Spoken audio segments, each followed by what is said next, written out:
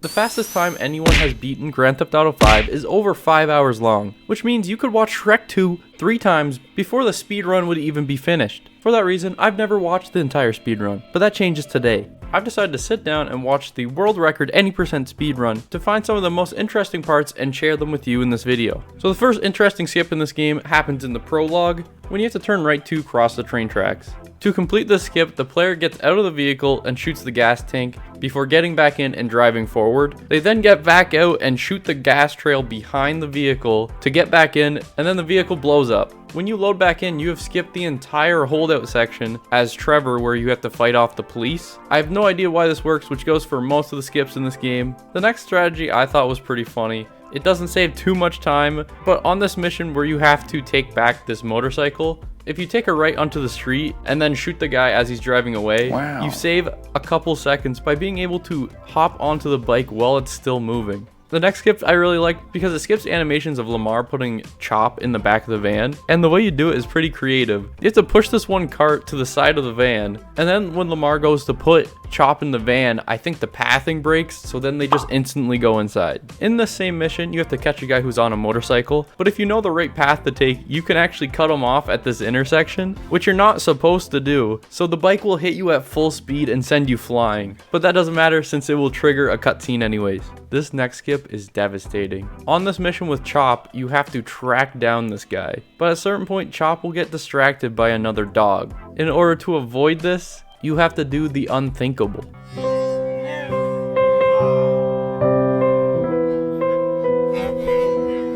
Alright, let's move on. Now I'm not going to tell you how this one works because I have no clue, but it does seem like there's something weird in the game when you go into cover, take out your phone, and then get in a vehicle, because this does happen multiple times.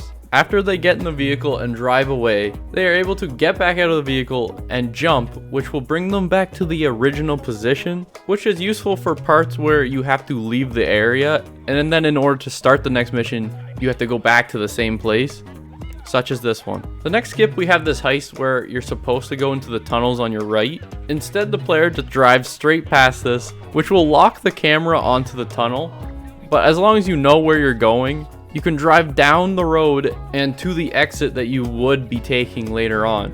This will make you fail the mission, but once you load back in, you're at this exit, which is a lot faster than taking the underground at all. Next, we have a weird skip where you play as Trevor and you're able to just fly up this ladder. Past this, we have a skip where you just fail the mission and it puts you further along, but the timing of the voice lines was just perfect. Enough waiting. This is your moment, Ronald.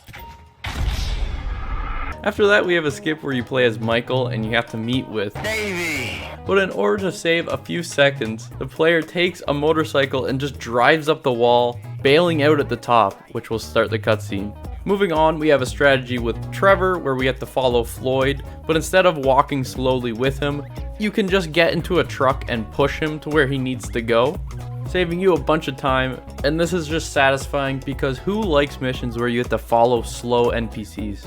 After that, we have another phone teleport glitch so that you can get away from the garbage truck instantly before blowing it up and finishing this part of the mission. And then we get to Cletus. So I did look into this one a little bit because I was super confused when watching this strategy, which is used a lot in the speedrun. So apparently in this game, if you go into the director mode before starting some missions, you can break the game in a way so that it remembers how many checkpoints you complete in that mission, but those checkpoints can transfer over to a different mission, I think. So the strategy that is used a lot is starting this same mission with Cletus so that you can get through the checkpoints of his mission, which you can do pretty quickly, before going to a different mission, which will start you 3 checkpoints ahead in that mission, which would take a lot longer than doing the Cletus one. After doing one of the Cletus skips, for the mission where you have to go visit your grave, you can use the phone teleport glitch to instantly end this level after you get to your grave. Normally you would have to fight your way back, but not in the speedrun. After that, while playing as Franklin, for some reason you can just jump through the wall while trying to save Michael, which is one of 2 times where you go through walls in the speedrun. The next time is while playing as Michael, but this time you have to walk a specific path inside the wall to get to where you need to be. Lastly, we have a card duplication glitch. I guess you have to get 3 of these gauntlets, But instead, the player just finds one and then does some speedrun magic using their phone and starting a past mission to create 2 more. Alright, that is all the parts I found interesting in the Grand Theft Auto 5 speedrun. If I missed any that you think I should check out, let me know. Thanks for watching, and have a good one, everybody.